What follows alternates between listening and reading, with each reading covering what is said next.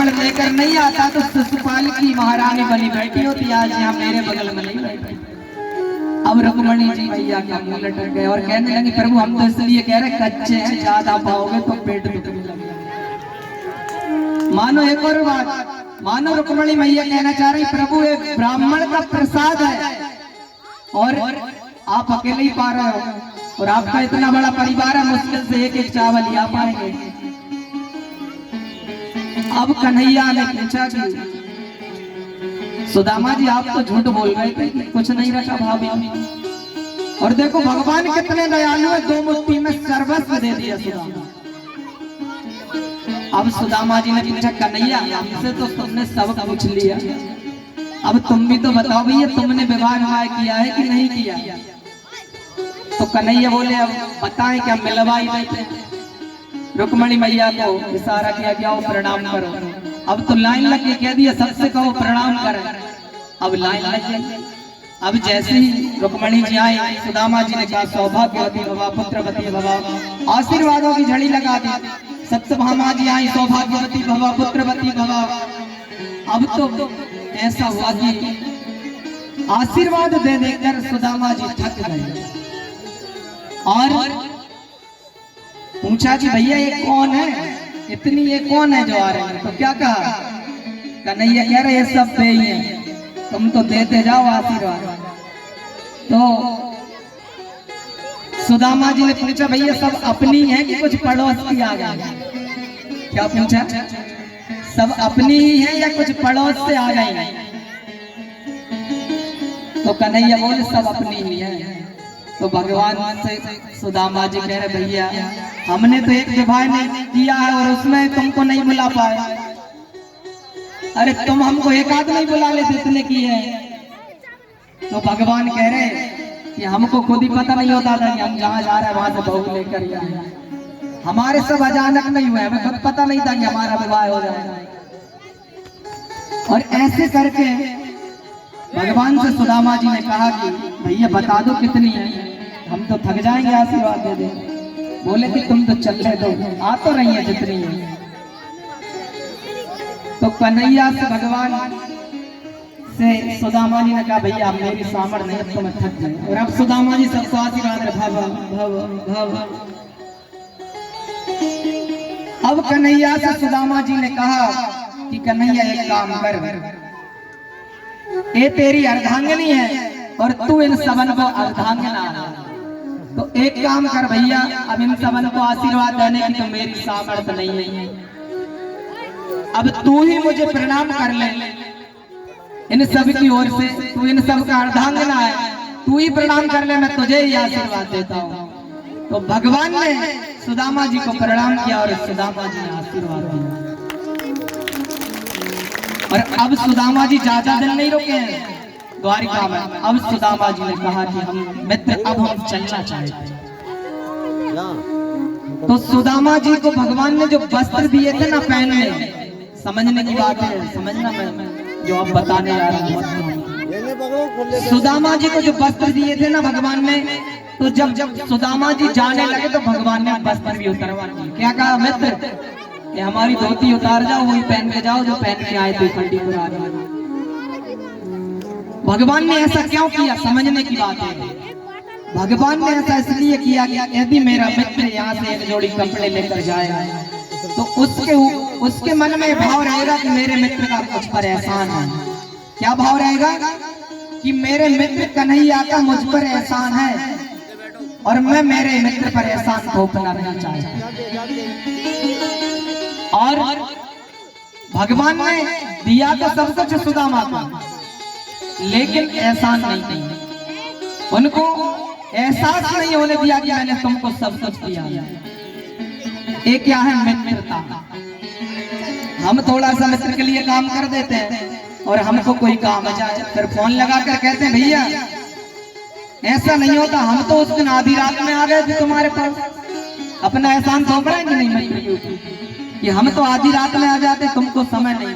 ये थोड़ी मित्रता है। अपना एहसान मित्र पर मत करो। तुम यदि मित्र को कुछ दे रहे हो तो उसको एहसास नहीं होना चाहिए कि मेरे ऊपर एहसान है। ये मित्रता की परिभाषा। और सुदामा जी आए हैं और देखते हैं कि जहां पर मेरी झोंपड़ी बनी हुई थी, यहाँ पर तो बहुत सुंदर एक महल बना हुआ। अब सुदामा जी डर गए, पूछा द्वारपाल खड़े थे किसकी है, तो द्वारपालों ने कह दिया कि इसके राजा हैं सुदामा जी। अब सुदामा जी इतने भोले वाले, सोच रहे हैं कोई सुदामा नाम का राजा आया होगा, उसने हमारी कटिया को मिटाकर यहाँ सुदामापुरी बना दिया। और सुदामा जी अब वहां से सुशीला जी आ गई। अब सुशीला जी इतनी सुंदर, इतना श्रृंगार करके आई है कि सुदामा जी पहचान नहीं पाई। पूछा देवी तुम कौन हो, बोली कि मैं सुशीला हूं। अरे देवी तुम्हारा तो बहुत दिव्य श्रृंगार है, तुमको तो मैं पहचान ही नहीं पा रहा हूँ। तो सुशीला जी ने कहा कि ये सब प्रभु की कृपा है। सुदामा जी ने कहा प्रभु की कृपा है तो इस महल में तुम ही रहो, मैं नहीं रहने वाला इन महलों में।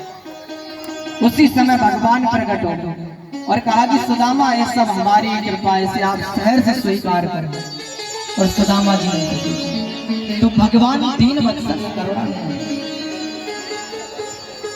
आगे चल के वर्णन आता है कि एक बार भगवान सूर्य ग्रहण के समय कुरुक्षेत्र पधारे और वहीं सभी ब्रजवासी पधारे, हरिवंशी भी पधारे, सभी एक दूसरे से मिले और द्रौपदी से कृष्ण पत्नी को अब मिलन हुआ है, राधा जी का मिलन हुआ। और कुरुक्षेत्र में भगवान की ऋषियों ने स्तुति की है। वसुदेव जी को भगवत तत्व का उपदेश दिया है और देवकी मैया को 6 मृत पुत्रों के दर्शन भगवान ने करवाए हैं। अर्जुन का विवाह सुभद्रा के साथ करवाया है। वेद स्तुति की कथा आती है और भस्मासुर का संवाद आता है। और अब भगवान का परिवार इतना बड़ा हो गया है, भगवान को चिंता हो गई। भगवान का परिवार आगे चल के 56 करोड़ हो गया और भगवान ने विचार किया कि ऐसा ना हो मैं इस धराधाम को छोड़कर चला जाऊं तो ये अधुवंशी इस धरा पर भार हो जाए।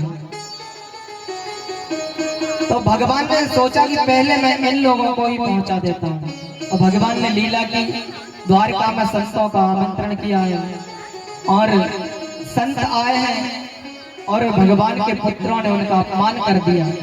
क्या किया, एक पुत्र के पेट में कपड़े बांधे, साड़ी पहना कर और संतों के पास जाकर बोले महाराज बताओ ये महिला गर्भवती है, इसके गर्भ से क्या होगा। अब संत ध्यान लगा कर परेशान हो गए, उनके ध्यान में कुछ नहीं आया। दुर्वासा जी समझ गए कि ये क्या व्यवस्था है। दुर्वासा जी ने कहा इधर आओ हम बताते हैं। ध्यान लगाकर देखा, समझ गए कि परीक्षा लेने आए हैं, हास्य प्रयास सूझ रहा है संतों के साथ। दुर्वासा जी ने श्राप दे दिया कि जाओ, ना तो इसके गर्भ से बेटा होगा और ना ही बेटी होगी, लेकिन मूसल होगा और पूरे यदुवंश का नाश कर देगा। जाकर के कपड़ों को खोल करके देखा तो उसमें से मूसल। उग्रसेन जी महाराज को बताया तो उन्होंने उस मूसल को पिसवा करके समुद्र में फेंक दिया। उसका छोटा सा एक कण बचा था, उसको भी फेंक दिया। वह कण एक बहेलिए को मिला और उसने अपने बाण बनाया। उस कण से बाण की जो नोक होती है वह उसने बनाई और जो उस मूसल को पीस करके समुद्र में डाला था उससे एक एर का नाम की घास उत्पन्न हो गई। आगे कृष्ण उद्धव संवाद आता है और उद्धव को भगवान ने समझाया है। दत्तात्रेय की 24 गुरुओं की कथा आती है। उस कथा से हमें यह सीख मिलती है कि हमारे जीवन में हमें जहां से जो सीखने मिले सीख लो। क्योंकि दत्तात्रेय जी ने धुएं को भी गुरु बनाया। गुरु क्यों बनाया धुएं को? उससे सीखा कि धुआं हमेशा ऊपर की ओर जाता है, तो हम यहाँ वहां की चीजों पर ध्यान ना देकर अपनी प्रगति की मंजिल की ऊपर की ओर जाते हैं। उससे सीख मिलती।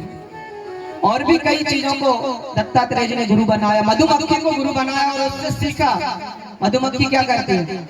संग्रह करती है ना शहद का, और अंत में उस शहद को कोई और तोड़ ले जाता है। उसका शहद को मधुमक्खी तोड़ ना पा पाती। इसलिए उससे हमें यह सीख मिलती है कि हमें ज्यादा संग्रह नहीं करना चाहिए, क्योंकि वह संग्रह हमारे किसी काम का नहीं। समय अभाव है, नहीं तो 2400 का बता देते। आगे चलते हैं। और उद्धव जी बद्रिकाश्रम गए हैं और एक दिन सारे यदुवंशियों ने मदिरा का पान किया है और आपस में ही लड़ झगड़ कर समुद्र किनारे पहुंचे हैं और उस एरका नाम की घास को उखाड़ उखाड़ कर एक दूसरे को मारने लगे। सारे यदुवंश का नाश हो गया, कुछ ही बचे थे 4-5। भागवत में वर्णन आता, जो अभी यदुवंशी है ना, चतु पंचा बसे था, उस समय 4-5 बचे थे, उन्हीं से यदुवंश चल रहा है। और जब सारे यदुवंशी समाप्त हो गए तो एक दिन भगवान वट वृक्ष के नीचे बैठे थे और भगवान के चरणों को देखकर एक बहेलिया ने सोचा ये किसी मृग का नेत्र चमक रहा है और मृग नेत्र समझकर मृग को मारने के उद्देश्य से